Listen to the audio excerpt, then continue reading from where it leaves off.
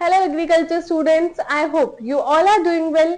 आज हम बात करने वाले हैं बनाना की प्रोपेगेशन मेथड के बारे में, यानी कि केले में परिवर्धन का तरीका क्या होता है। तो चलिए समझते हैं इसे।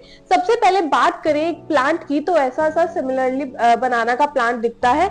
ऐसा इकलौता एक फ्रूट क्रॉप या ऐसा कोई पेड़ जिसमें लकड़ी नहीं पाई जाती है, जिसमें वुड नहीं पाई जाती है, वो कौन सा होता है?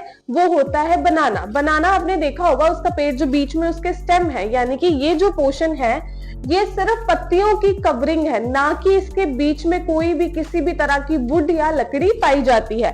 तो ये क्या है? मॉडिफिकेशन है। किसका? लीफ का मॉडिफिकेशन होता है। स्यूडोस्टेम इसे कहते हैं। स्यूडोस्टेम जिसे हिंदी में कहते हैं आभासी तना।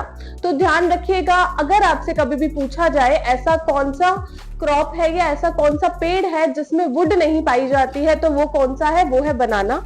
इसके बाद हम बात करें कि बनाना का जो प्रोपेगेशन मेथड है, कि एक बनाना से और प्लांट्स को कैसे तैयार किया जाता है। तो उसके लिए हम क्या करते हैं, क्योंकि इसमें सीड तो पाया ही नहीं जाता है, तो ये देखिए साइड में यहाँ पे मैं लिखा है स्वॉर्ड सकर्स, यानी कि बनाना के प्लांट जो होते हैं वहां पे ऐसे कुछ सकर्स पाए जाते हैं, ऐसे कुछ छोटे छोटे पार्ट्स पाए जाते हैं। अब वो आपको देखने को मिलेगा कि बहुत अलग अलग तरह के होंगे। कभी आपको लगेगा कि ये जो सकर्स हैं, ये जो छोटे छोटे इतने इतने प्लांट्स टाइप हैं, इनकी जो पत्तियां हैं वो बहुत ज्यादा चौड़ी हैं। कभी आपको लगेगा कि ये तो नैरो है, पतली सी है। तो समझिए दो तरह के सकर्स बनाना में देखने को मिलते हैं। एक तो होते हैं स्वॉर्ड सकर्स और एक होते हैं वाटर सकर्स। आपको आइडेंटिफिकेशन कैसे करना है या हमारे लिए बेस्ट कौन से है नया पौधा बनाने के लिए, इन दोनों में से बेस्ट कैपेसिटी किसके पास है? वो है स्वॉर्ड सकर्स के पास। और इसका आपको आइडेंटिफिकेशन चाहिए तो हमेशा ध्यान रखना है इसकी जो पत्तियां होती है वो कैसी होती हैं? वो होती है नैरो। और वही बात करी जाए वाटर सकर्स की, जो इसकी पत्तियां होती है वो होती है ब्रॉड, चौड़ी।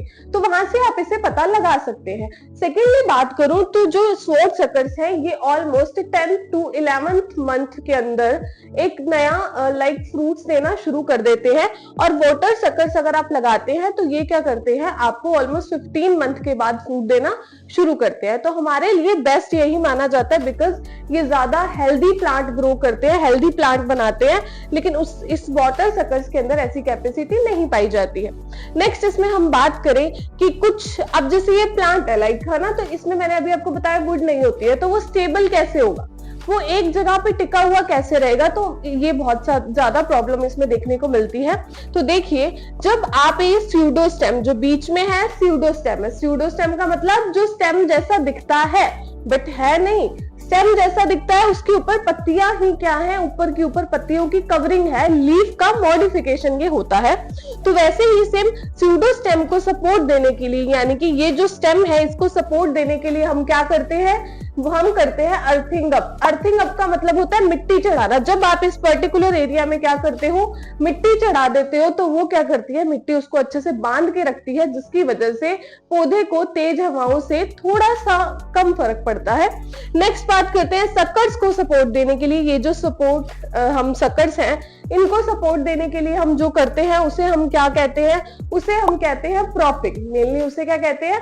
प्रॉपिंग कहते हैं। उसके बाद इसमें कुछ अलग सी टर्म्स आती है, डी सकरिंग। जैसे ये थे सकर्स, तो डी सकरिंग का मतलब क्या हो गया कि सकर्स को रिमूव करना। सकर्स को रिमूव करना क्यों जरूरी है, उसके पीछे की अगर हम रीजन की बात करें तो ये इसीलिए जरूरी है क्योंकि आप वो जो सारा न्यूट्रिएंट है जो एक प्लांट को लगना है वो कहीं ना कहीं सकर्स की ग्रोथ में लगेगा, और अच्छे से वो दोनों ही चीजें ग्रोथ नहीं कर पाएंगी। आपको साल में 3 बार क्या करना है? डी सकरिंग करनी है। उसके बाद है डी नेवलिंग।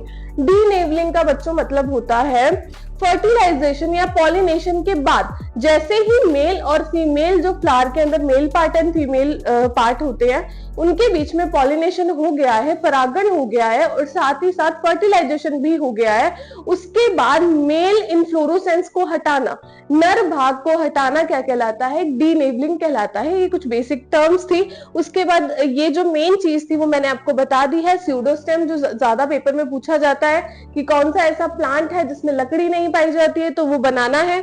उसके बाद इसमें दो तरह के सकर्स पाए जाते हैं, water sucker and sword suckers. Water sucker जो होते हैं उनकी पत्तियां नैरो होती हैं, हमारे लिए बेस्ट यही है। और स्वॉर्ड सकर्स जो होते हैं उनकी पत्तियां कैसी होती हैं, नैरो होती हैं। और वाटर सकर्स जो होते हैं उनकी पत्तियां कैसी होती है, ब्रॉड होती है।